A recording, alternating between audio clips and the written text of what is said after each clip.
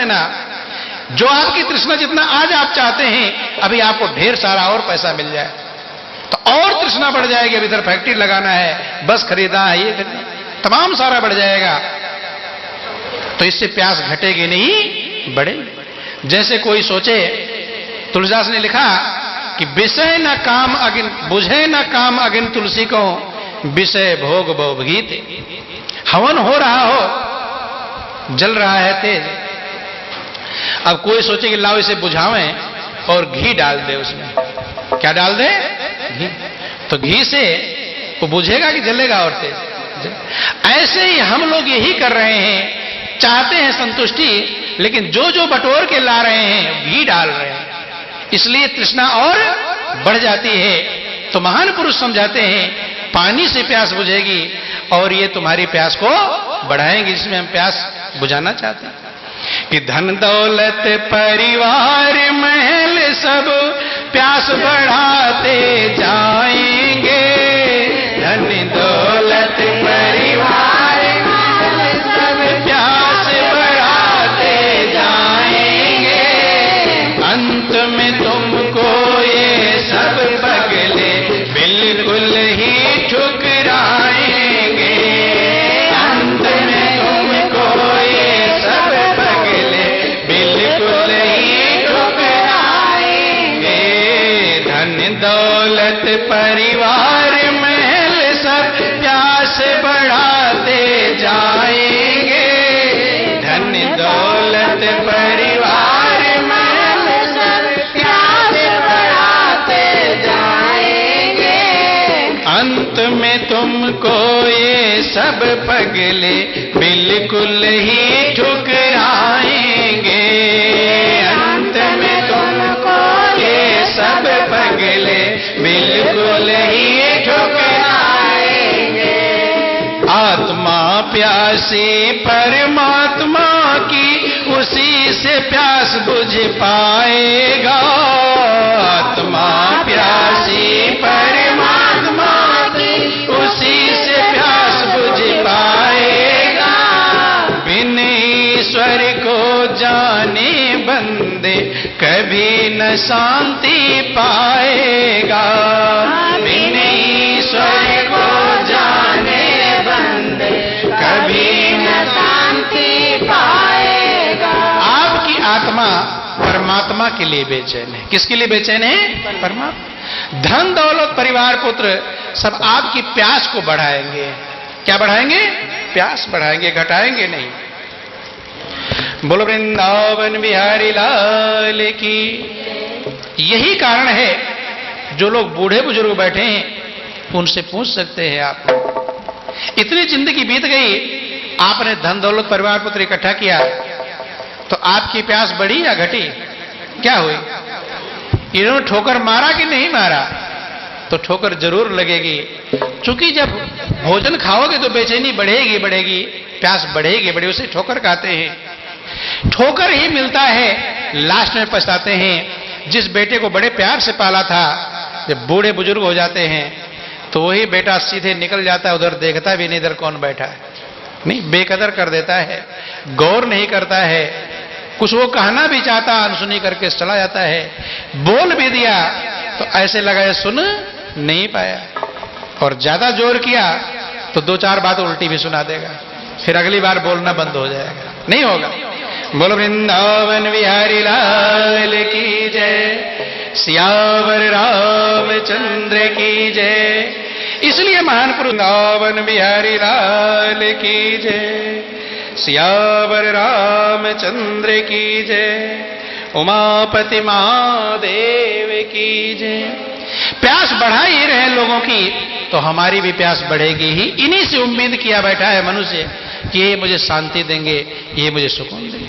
संत महापुरुष क्या प्रयास करते हैं कि जहां पर पानी, जो परमात्मा है, चूंकि ये हमेशा रहने वाले नहीं हैं, ये 4 दिन के लिए मिले हैं, सब धोखा दे देंगे।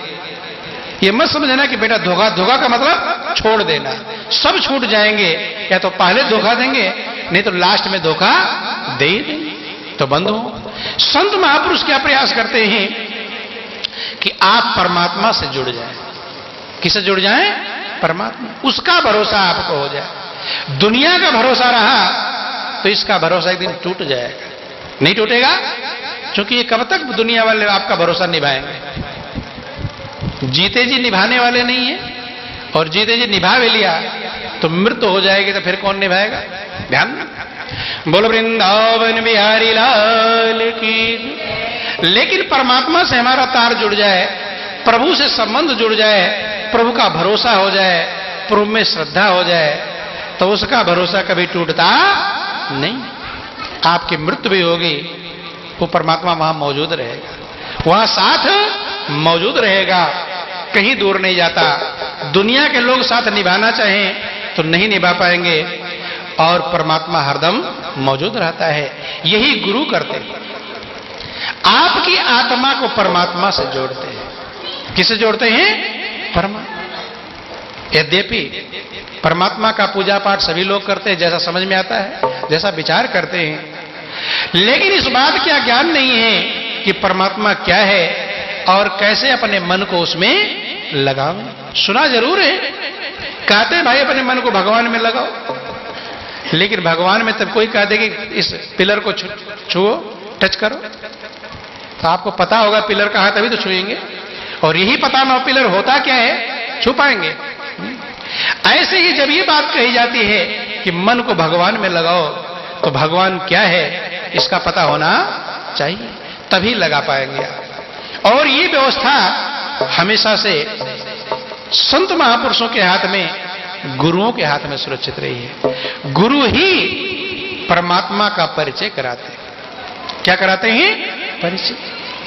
यद्यपि आप ही के पास परमात्मा है, कहीं दूर नहीं है, लेकिन उसका परिचय बिना गुरु के संभव नहीं। आप लोग सुनते हैं कि गुरु गोविंद दो खड़े और काके लागो पाए, बलिहारी गुरु आपने गोविंद दियो मिला। कबीर गुरु कीमत समझते हैं, कहते हैं कि मैं जीवन भर भटका, ढूंढता रहा परमात्मा को, लेकिन परमात्मा कहीं नजर नहीं है। जिस दिन गुरु महाराज जी मिल गए, जब गुरु की शरण में गया, तो वही परमात्मा जिसको बाहर ढूंढ रहा था, दौड़ रहा था, भटक रहा था, उसको गुरु ने एक पल में ही मिला दिया। क्योंकि अगर कोई चीज कहीं दूर हो तो मेहनत करना पड़ेगा, ढूंढने जाना पड़ेगा, लेकिन परमात्मा कहीं दूर नहीं, वो आपके सबसे करीब है। याद रख लीजिए, सबसे करीब आपके पास परमात्मा है, और कोई होगा तो उससे दूर होगा, क्योंकि वो आपके दिल में है। और कोई होगा बगल में होगा, घर में होगा, रिश्तेदारी में होगा, लेकिन सबसे नजदीक कौन है? परमात्मा। और सबसे नजदीक को हम नहीं ढूंढ पाते, सारे संसार को पहचान लेते हैं, सबको देख लेते हैं, लेकिन उस पर छोड़ दो, कोई बात। बोलो वृंदावन बिहारी लाल की जय। जो सबसे नजदीक है, हम उसे ढूंढ नहीं पाते, उसे पहचान नहीं पाते, और यही सबसे बड़ी भूल है, क्योंकि उसी में अपने मन को लगाना होता है।